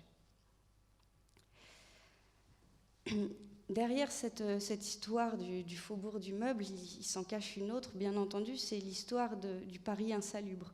Ça a été brièvement évoqué tout à l'heure. Vous avez ici un plan, le premier plan, la première cartographie des îlots insalubres à Paris qui a été établie d'après un travail de fourmi établi par le casier sanitaire, qui s'est occupé maison par maison, foyer par foyer, de visiter les appartements et de recenser tous les cas de décès par tuberculose dans Paris. Donc ça, c'est un premier travail qui s'est effectué entre 1894 et 1906 et qui a donné lieu à cette première cartographie de l'insalubrité parisienne, où vous voyez bien entendu que l'Est parisien, qui est un peu mon cheval de bataille depuis 7 ans maintenant, se dessine très facilement. Vous voyez cette couleur blanche tout à fait évocatrice de l'Ouest parisien, qui bien entendu signifie que ces quartiers sont tout à fait salubres. Et puis petit à petit, quand on glisse du jaune, puis du rouge, vert, jusqu'à la couleur tout aussi évocatrice du marron, on arrive sur les îlots tuberculeux. Et vous voyez que dans le faubourg Saint-Antoine, entre 1906 et 1945, les périodes où les enquêtes sanitaires ont été les plus importantes, le phénomène a pris une ampleur tout à fait particulière. Il est vrai que les critères d'insalubrité ont évolué au cours des siècles, enfin au cours du 19e et du 20e siècle surtout, après avoir particulièrement enquêté sur les décès par tuberculose et par cancer. C'est petit à petit une notion de confort qui a été prise en considération, et les enquêtes des années 50 ont dénombré qu'à peu près le tiers seulement des habitations du faubourg Saint-Antoine étaient dotées de commodités. Donc petit à petit, c'est un véritable travail aussi de diagnostic du parc immobilier parisien. Ce sont des notions qui fluctuent et qui évoluent un peu en fonction de la chronologie, mais qui, il n'empêche, donnent une vision assez importante de l'état bâti. Et vous voyez bien entendu que le ventre du faubourg Saint-Antoine, le marché d'Aligre, n'a pas été épargné, et ça a été là un des casse-têtes de l'administration parisienne que d'arriver à extraire l'insalubrité de ce marché alimentaire qui alimentait une grande partie de la population, à la fois du faubourg, mais aussi de tous les quartiers avoisinants, qui est reconnu encore aujourd'hui pour être un des marchés les moins chers de Paris. Donc ça a été tout l'enjeu des politiques de reconquête, et c'est là un peu le titre de ma thèse qui transparaît sous vos yeux. La reconquête de l'Est parisien, c'est aussi la reconquête d'un urbanisme qu'on a jugé en retard, d'un point de vue architectural, d'un point de vue architectural monumental, mais aussi d'un point de vue domestique, et qui petit à petit a donc été l'objet d'une volonté de reconquête par la préfecture. Par la préfecture ou par des anonymes. Vous avez ici un exemple de tentative de reconquête qui est l'œuvre de Georges Sébille, un architecte renommé du XXe siècle, qui avait, à la faveur du Salon des urbanistes de 1936, se proposait de requalifier complètement le faubourg Saint-Antoine, déjà de redresser cette rue qui a l'insolence d'être trop sinueuse malgré qu'elle soit la grande sortie est de Paris aboutissant sur le plus beau cours royal de Vincennes de l'Est parisien. Et donc ça a été une des premières expressions, un vœu pieux de requalification du faubourg qui, vous voyez ici, fait peau neuve sur 12 hectares à peu près, ce qui est loin d'être anodin.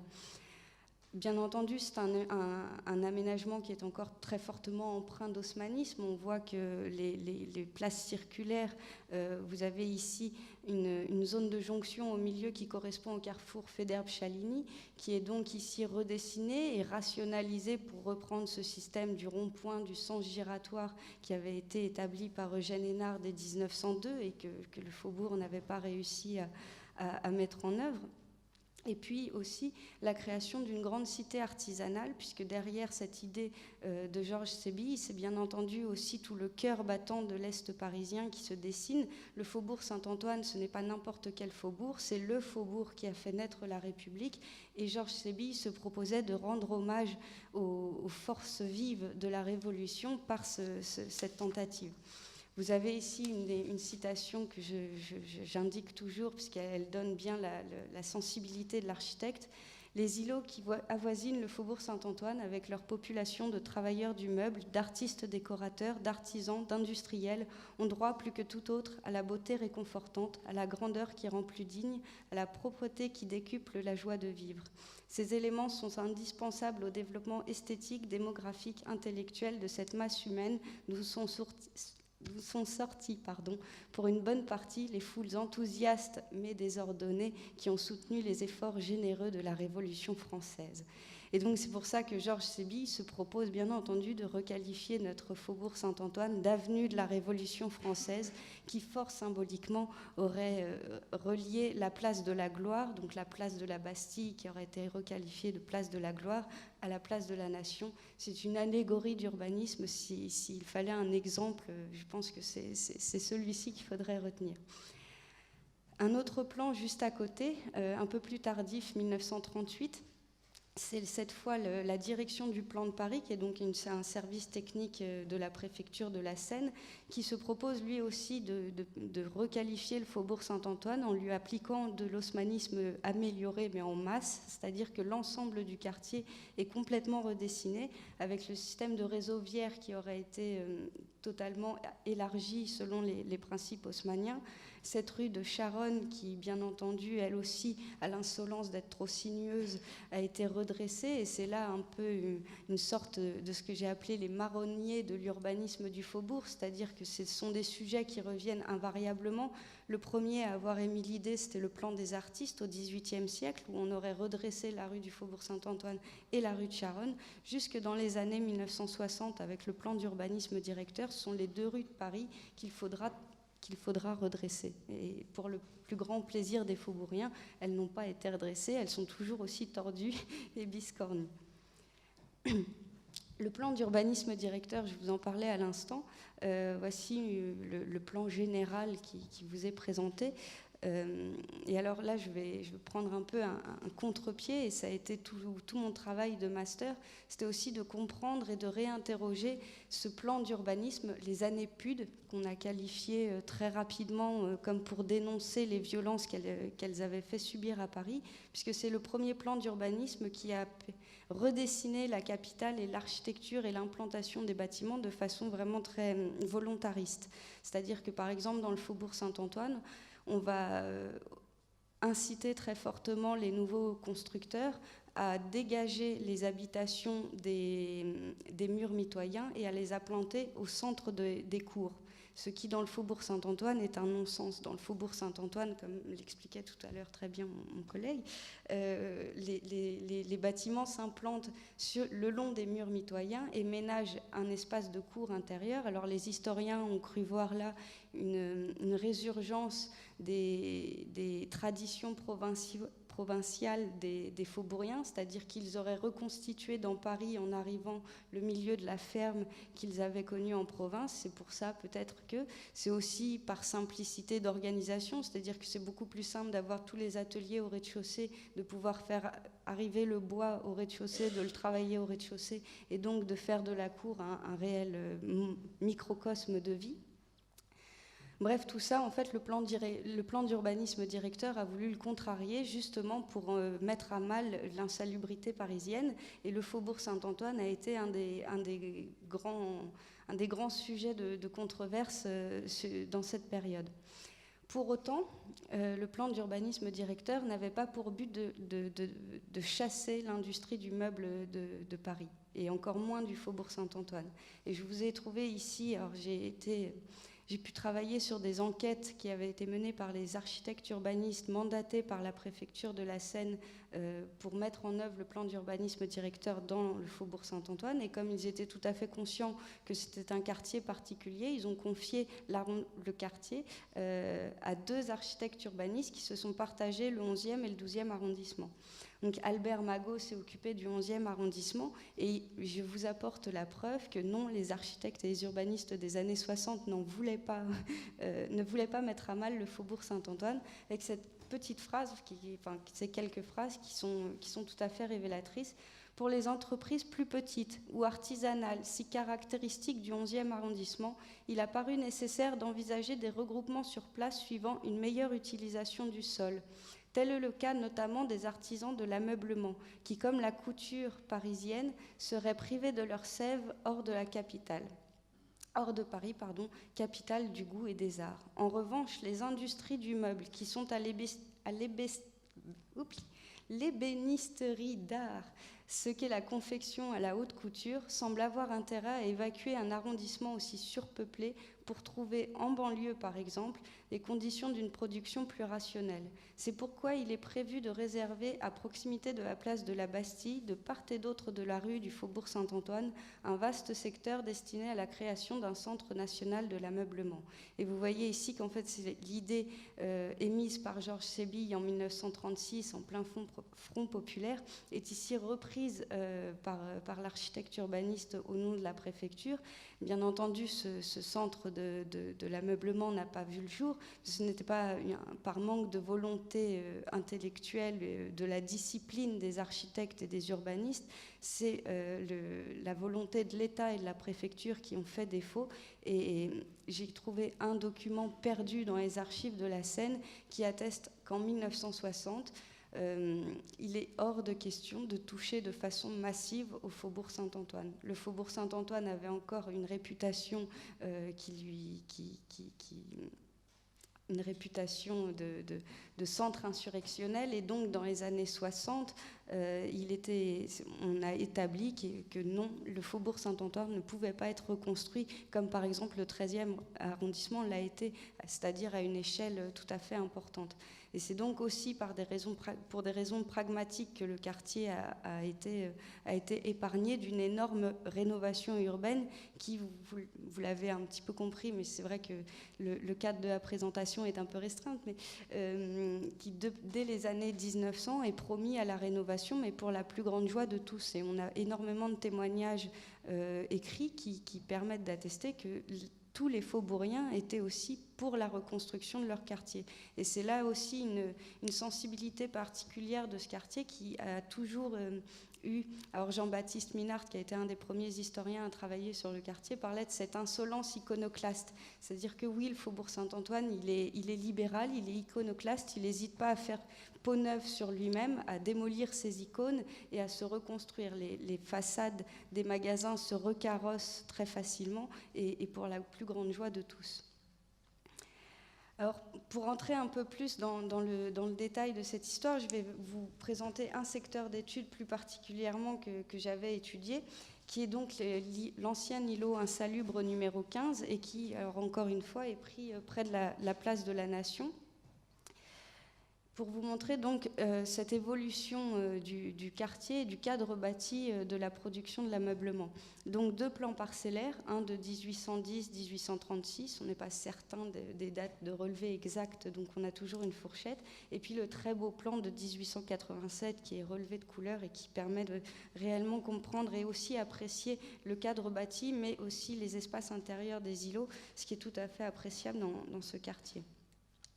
Avec bien sûr toujours ces relevés photographiques que j'ai cherchés à travers tout Paris, et j'en ai trouvé énormément auprès de la direction d'histoire d'archéologie de Paris, qui est donc une émanation de la commission du Vieux Paris et qui conserve ces relevés photographiques. Et vous avez ici le 218 rue du Faubourg Saint-Antoine. Alors pour ceux du quartier, il y avait une station-service juste à côté pendant très longtemps. Donc ce 218 rue du Faubourg Saint-Antoine qui a été immortalisé par Charles Lanciot en 1921, un photographe qui travaillait pour les services de la préfecture et qui a donc conduit au classement au casier artistique et archéologique de la ville de Paris de ce 218 rue du Faubourg Saint-Antoine. C'est une anecdote que même les faubouriens les plus jeunes et les plus anciens ne connaissent pas, mais c'est une première impression de patrimoine ordinaire. Bien avant l'heure, Charles Lanciot avait été sillonner le Faubourg Saint-Antoine et il avait relevé quelques adresses. Alors bien entendu, la place d'Aligre avec son petit pavillon de police avait été immortalisée pour l'occasion, mais c'est ici par exemple ce 218 qui est tout à fait caractéristique de l'architecture faubourienne, avec toujours cette architecture blanche et de très pauvre en modé nature, donc des façades très lisses qui n'ont pas de sculpture apparente en façade, des toitures qui sont un peu moins faubouriennes cette fois, puisque très mansardées. Normalement, le comble faubourien est très bas et disparaît très rapidement au-dessus de la corniche. Et puis cette cour faubourienne qui fait la renommée du quartier. Et alors ici, au 218, c'est comme la parcelle était très étroite mais très profonde, toute faubourienne, elle a été divisée en 2 adresses. Donc vous aviez le 218A qui était sur rue et le 218B qui était en arrière au cœur de l'îlot et qui, elle, accueillait un verger jusque dans les années 60, date de sa démolition. Date de sa démolition, puisque vous le comprenez, nous avons ici quelques parcelles qui sont un peu atypiques dans le faubourg Saint-Antoine. En dehors du 218, qui est ici, qui est donc une parcelle laniérée et donc faubourienne, vous avez ici quelques très grandes parcelles qui sont en fait une résurgence du Moyen-Âge et du XVIIe siècle plus particulièrement, puisque comme nous étions sur le chemin qui conduisait au bois de Vincennes et qui était une ancienne chasse royale, il y avait ici un répit Saint-Hubert, c'est-à-dire un répit de chasse où on s'installait en attendant, enfin où on s'arrêtait en revenant ou en partant de la chasse. Donc ça a été un lieu très prisé, mais surtout ça a donné ces grandes parcelles qui ont représenté des opportunités foncières dans un quartier qui, vous le comprenez, a des parcelles très étroites d'habitude. Et donc aujourd'hui, ce paysage urbain a été complètement sédimenté par les opérations des années 60. Le 218 a été reconstruit par ses propriétaires, c'est-à-dire que ce sont les faubouriens eux-mêmes qui ont voulu remettre à profit et en valeur leurs biens fonciers et qui donc ont demandé à Ernest Ségogne, un architecte agréé par le MRU, de travailler sur cette recomposition, puisque comme on était dans un îlot insalubre, il a fallu un architecte agréé par le ministère de la Reconstruction et de l'Urbanisme pour s'occuper du réaménagement. Et donc on a demandé à l'architecte Ségogne d'anticiper sur les reconstructions futures de l'îlot pour permettre un aménagement rationnel et pour que toutes les parcelles puissent petit à petit être construites. Et vous voyez aujourd'hui ces 2 petits pavillons qui ont juste été arasés, mais qui correspondent tout à fait aux pavillons que vous voyez tout à l'heure sur les images, sur la photographie de Charles Lancio. Et alors encore une fois, ici, il n'est pas question de protéger le patrimoine, encore moins dans les années 60. Ces 2 petits pavillons valent leur survie en fait à la bonne rentabilité des établissements qui y étaient. Donc on a vu qu'en 1921 c'était un lieu de vente de meubles d'art. Et à partir de 1937, c'était en fait un cinéma de quartier qui s'était installé. Et puis petit à petit, dans les années 80, quand j'étais petite, c'était un photographe. Donc c'est aussi des façons de se réapproprier et de voir évoluer le quartier. Au-delà des rénovations urbaines, l'ameublement s'était effacé bien avant. Plus grosse emprise juste à côté, au 224-228 bis rue du Faubourg Saint-Antoine. Une autre reconstruction, et avec ici un paysage urbain encore tout à fait caractéristique, ce passage sous porche avec les boutiques sur rue qui, une fois dépassées, vous conduisent à ces installations qui permettaient soit d'entreposer le bois, soit de le faire sécher, soit de le travailler avec parfois des petits pavillons un peu plus coquets qui très souvent correspondent à la maison du maître des lieux.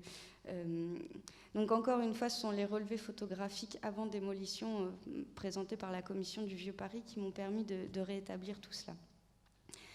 Ces grandes parcelles ont fait l'objet de dépôts de permis de construire dès les années 1970 avec au meuble moderne qui voulait refaire ces façades. Et l'opération a été avortée puisqu'en fait les meubles modernes ont fait faillite juste après le dépôt du permis de construire. Donc encore une fois, c'est une façon aussi de vous prouver que c'est pas la rénovation qui chasse l'ameublement, c'est aussi l'ameublement qui connaissait une crise à l'époque où le formica devenait roi dans toutes les bonnes cuisines et chez toutes les bonnes ménagères. Le faubourg a souffert aussi d'une révolution sociale qui était bien en amont des rénovations urbaines. Et vous voyez donc ce paysage aujourd'hui hérité.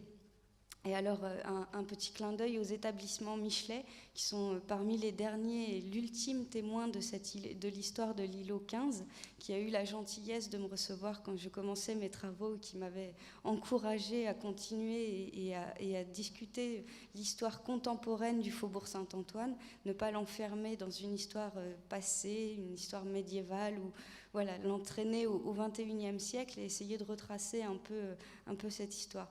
Et avec toujours cette sédimentation architecturale. Voilà, Monsieur Michelet a refait la façade de sa boutique il y a quelques temps. Il a enlevé quelques éléments, des faux oculi qui avaient été obstrués petit à petit par le temps. Et puis ce 202 rue du Faubourg Saint-Antoine qui a un profil tout à fait atypique et qui aujourd'hui marque aussi la délimitation d'un quartier de zone Saint-Antoine, donc une zone urbaine Saint-Antoine qui a été protégée. Alors on n'a pas voulu faire comme dans le Marais, c'est-à-dire un secteur sauvegardé. On a voulu que le faubourg continue à vivre, continue à se recarrosser sur lui-même. Et donc c'est seulement, on a envoyé des historiens d'architecture, dont Jean-Baptiste Minart, dans les cours du Faubourg Saint-Antoine, pour comprendre son mode de construction, comprendre comment on fabrique du faubourg et comment on peut reconstruire du faubourg. C'est-à-dire qu'il n'est pas question d'interdire les reconstructions, il faut les encadrer, et les encadrer avec des règles constructives qui permettent de pérenniser le paysage urbain sans pour autant le figer. Et c'est là toute la beauté de ce quartier qui ne demande qu'une chose, qu'on le vive et qu'on le transforme. Et c'est une des grandes leçons d'architecture et d'urbanisme de notre quartier. Voilà. Je vous remercie.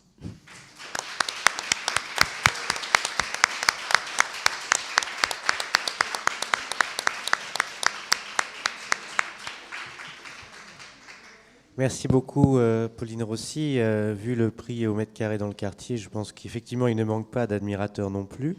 Et je ferai juste, avant de donner la parole à la salle, une remarque liée à qu'il y a quelques années, j'ai travaillé avec une des personnes qui dirige, on va dire, la réalisation des meubles chez Vrinck, qui est une ancienne entreprise qui était installée dans le rue du Faubourg, et qui me disait tout simplement que, voilà, à partir de 1960, il est devenu tout simplement impossible de circuler dans le quartier pour les arrivages et pour les départs de livraison. Et donc c'était aussi une des causes, je dirais, l'embarras de Paris, bien connu depuis le XVIIIe siècle, était aussi une des causes de leur départ. Donc c'est vrai que ça pose la question des voies et l'ensemble des choses que vous nous avez présentées ce soir. Alors, la salle a sans doute des questions. Alors moi oui, non. J'embrayerai dans ce cas. Oui, non. Oui, la question de l'avenue de la Révolution française. C'est passionnant parce que pour moi, ça m'apparaît comme une belle manipulation quand même. Hein. C'est-à-dire que, bon, voilà, on est dans un quartier qui est effectivement est responsable d'un certain nombre d'émeutes, mais aussi des émeutes qui ont été mises en scène, qui ont été rendues responsables. On sait, après les études qui ont été menées, que le fameux incendie de l'hôtel de ville attribué à des gens de l'Est parisien était probablement effectivement une habile manipulation des Versaillais pour pouvoir avoir de bonnes raisons de massacrer à peu près tout le monde dans le nord de Paris. Donc effectivement, là on sent aussi dans l'avenue de la Révolution française une trop belle idée pour qu'elle soit parfaitement honnête. Donc effectivement, on s'interroge sur le symbolisme de ce projet. Moi, ça ne lasse pas de m'étonner, comme effectivement, en plus, quand on pratique le quartier, ce qui est mon cas, on sent bien qu'il y a une tension permanente entre les axes et les îlots. Ça, c'est vraiment quelque chose qui est notable. Et moi, j'apprécie beaucoup le fait que vous souligniez que on a quand même une forme de façadisme qui s'est créée ou d'isolationnisme architectural, avec en tout cas effectivement un faubourg pour le promeneur et un faubourg pour l'habitant. Et ça, c'est vraiment très net quand on se balade à l'intérieur. Et effectivement, bon, alors là, une question qui est très pratique, mais quant à la question de l'évacuation des industries, de certaines industries, parce qu'il y avait un très beau texte tout à l'heure qui était plein de bons sentiments, donc forcément je commençais à m'inquiéter. Oui, est-ce que ce ne sont pas les industries qui étaient les plus polluantes pour la nappe phréatique qui ont été évacuées dans les années 1930? Parce qu'en fait, c'est un quartier qui est rempli de puits, et pour pouvoir puiser l'eau pour les îlots, il ne faut pas que la nappe phréatique soit polluée par les industries. Donc est-ce que la séparation des industries ne se serait pas faite autour de ce type d'enjeu? Alors je sais que dans l'îlot Saint-Éloi, qui est juste à côté, il y avait beaucoup plus de métallurgie lourde que dans le faubourg Saint-Antoine lui-même, et le hasard a fait que l'îlot Saint-Éloi a lui été complètement rénové par une opération sur dalle dans les années 60. Sur l'ameublement, je pense avoir senti vraiment beaucoup de bonne foi de la part des architectes et des urbanistes. Après, quand on prend en détail les discussions à l'Assemblée municipale pour le vote du plan d'urbanisme directeur, bien entendu, les élus communistes n'étaient pas dupes et sont montés au créneau très rapidement, surtout pour défendre en fait les usines Citroën. Donc effectivement, quand le plan d'urbanisme a été discuté à l'Assemblée, ça a été présenté comme une décentralisation forcée de Paris. Après, dans le détail sur le faubourg Saint-Antoine, comme le quartier avait une importance immatérielle dans le cœur des Parisiens, il a aussi pu jouer de cette fonction particulière, et il a été le quartier cité et cité en exemple à la tribune de l'Assemblée pendant toutes les discussions et pendant tous les débats, que ce soit des années 30 jusqu'aux années 70-80. Si on veut défendre un faubourg, on défend le faubourg avec un grand F, quoi. Et c'est un peu, ça a été aussi j'ai essayé de détricoter ce mythe, c'est-à-dire qu'on partait du principe qu'il n'y avait pas eu de patrimoine ordinaire dans l'idée des aménageurs jusque dans les années 80-90. Or, sur le faubourg Saint-Antoine, il y a des très beaux textes des années 1920-1930 qui justement mettent ça en avant. Donc, ça a été un peu, il est devenu, alors je sais qu'égérie, c'est pas bon puisque c'est pas une égérie, mais si presque, c'est devenu l'égérie des faubourgs de l'Est parisien. Normalement, le quartier de Charonne devait suivre l'exemple et il y aurait eu une zone de protection de Charonne juste après. Ça n'a pas été le cas. Mais c'est vrai que voilà, le faubourg Saint-Antoine a servi d'exemple. Mais à la tribune du conseil municipal, ces intérêts et les intérêts des faubouriens ont clairement été défendus. Après, je ne suis pas dans les coulisses de la préfecture et j'imagine qu'il y en a quelques-uns qui avaient des arrière-pensées à son sujet, bien entendu. C'est ça qui est passionnant, en fait. C'est parce que généralement, comme il y a beaucoup d'enjeux financiers à la clé, on va dire qu'on ne fait pas dans le détail. Alors que là, il semblerait vraiment que ce soit les façades des grands axes qui ont été livrées aux entrepreneurs et qu'effectivement, on ait les noyaux des îlots qui aient pu être conservés, peut-être justement, voilà, dans cette idée. Mais c'est un peu le même, c'est ce qui s'est joué aussi dans les années 80-90, c'est-à-dire qu'à force de mettre des zones de protection, c'est-à-dire qu'on met forcément une frontière, et donc tout ce qui est au-delà de la frontière, en fait, ça ouvre la porte à bien pire. Et là, sur l'îlot insalubre numéro 15, si je l'avais choisi, c'est aussi justement parce qu'il était un peu éloigné du cœur battant du faubourg.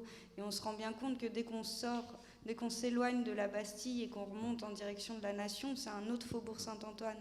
Donc les aménageurs ont aussi tablé là-dessus, et le fait que l'îlot Saint-Éloi soit devenu la grande rénovation urbaine du quartier et qu'elle a été bien entendu choisie derrière le marché d'Aligre et bien cachée, c'était aussi une façon de faire son choix.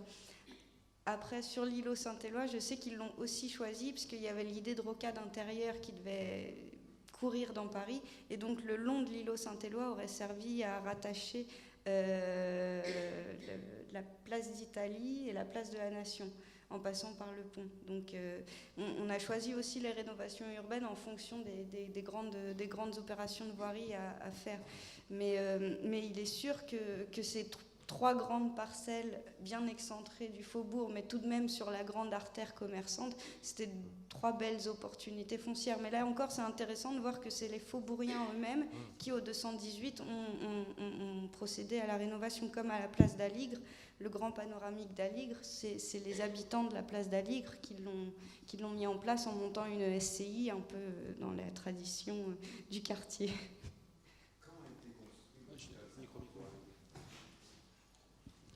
À quelle date a été construit l'hôpital Saint-Antoine? Alors, la porte de l'hôpital, c'est du 19e siècle, c'est Hittorf, je ne suis pas spécialiste, mais il me semble. Et alors après, derrière, il y a eu des réaménagements dans les années 80, mais Ce n'est pas antérieur? il me semble pas. Alors après, c'est l'emprise de l'abbaye. Donc du coup, c'est une emprise très ancienne avec des restructurations. Mais c'est vrai que moi, je suis du patrimoine ordinaire, donc le monumental n'est pas mon cheval de bataille. Oui, je voudrais dire deux, trois mots. D'abord, juste pour compléter cette raison, cette question, effectivement, l'abbaye en 1789 ferme, hein, les nonnes sont chassées, ça devient un hôpital et qui ensuite a connu toutes sortes d'évolutions architecturales et l'emprise foncière de l'abbaye était considérable. Pratiquement tout le 11e, le 12e et une partie du 20e, c'était les terres de l'abbaye. C'est pour ça que je pense que la parcelle de la rue des immeubles industriels était une des terres de l'abbaye, ce qui explique l'aspect rectiligne, etc. Mais avant ça, je voulais vraiment vous féliciter pour votre intervention parce que j'aime mon quartier, mais là, je suis devenu carrément chauvin et nationaliste. Vous nous faites vraiment aimer ce quartier Saint-Antoine pour cette histoire. Il y a beaucoup d'historiens en plus, apparemment. Oui, Nous sommes nombreux. C'est infesté d'historiens et d'écrivains. C'est sûr, la concurrence est très dure. Mais non, vous avez vraiment, et puis tout ce que vous avez dit a trouvé beaucoup d'écho dans ce que j'ai découvert, mais sans connaître toute cette partie analytique, et ça va vraiment m'aider beaucoup pour réfléchir à la suite. Et j'avais une question à vous poser.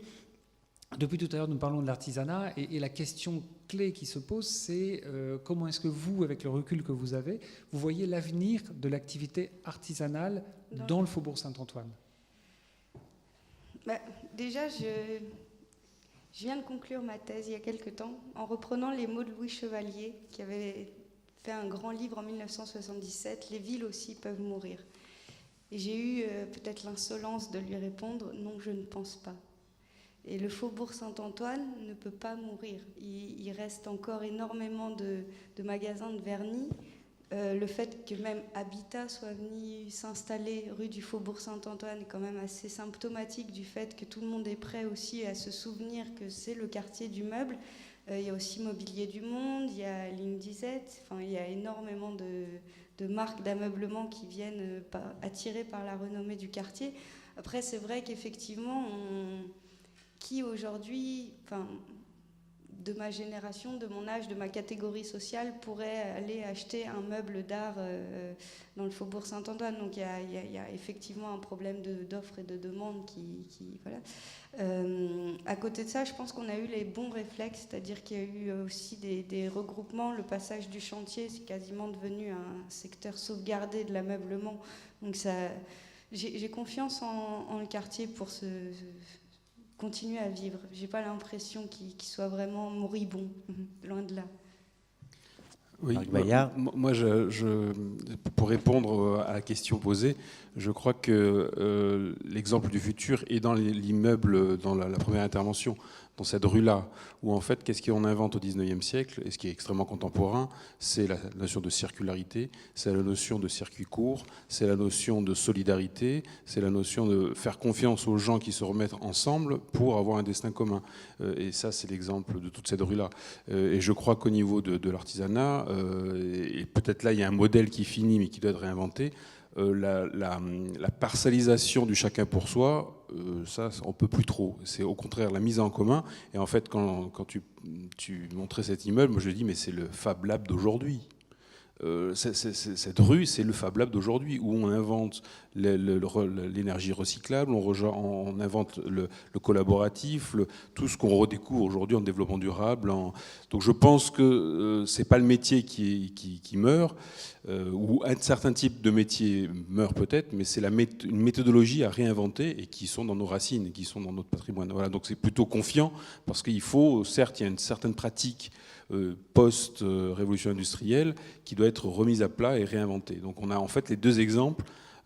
L'isolationnisme isolé ne peut pas continuer, mais la redécouverte du collaboratif. Oui, monsieur Henry, vous disiez que vous n'étiez pas dupe par ce projet d'avenue de la Révolution française, qui a un beau nom. Voulez-vous dire que même encore en 1936, en dehors du règlement de problèmes de salubrité, on pense, comme on pensait sous le Second Empire et sous Haussmann, qu'il faut avoir des grandes avenues pour ne pas avoir d'émeutes populaires?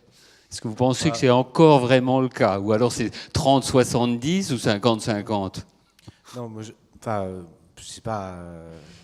Moi, je vous dirais juste que la Troisième République est une république versaillaise. Donc, ça explique, on va dire, d'une certaine manière, la continuation des logiques du Second Empire. Oui, ça me paraît pas. C'est d'ailleurs, c'est pas moi qui fais cette analyse. Ce sont les politologues qui ont analysé effectivement au niveau constitutionnel la façon dont on a refondé la France après 1872. Donc c'est voilà, mais c'est chouette aussi d'avoir un nom républicain et d'avoir une fonction, on va dire, d'ancien régime, c'est pas mal. Jusqu'à quand, pensez-vous, ont survécu ces mécanismes de pensée versaillais ou de la Troisième République dans les plans des urbanistes? Je pose juste la question comme ça. Jusqu'à la fin des cours d'histoire dans les écoles d'architecture. Ah bon? Est-ce qu'il faudrait les remettre? Bon. Écoutez, est-ce qu'il y a encore une question dans la salle? Si tel n'est pas le cas, je crois que nous allons clôturer cette magnifique séance. Remercier Hervé Deguine et Pauline Rossi. Et je crois, oui.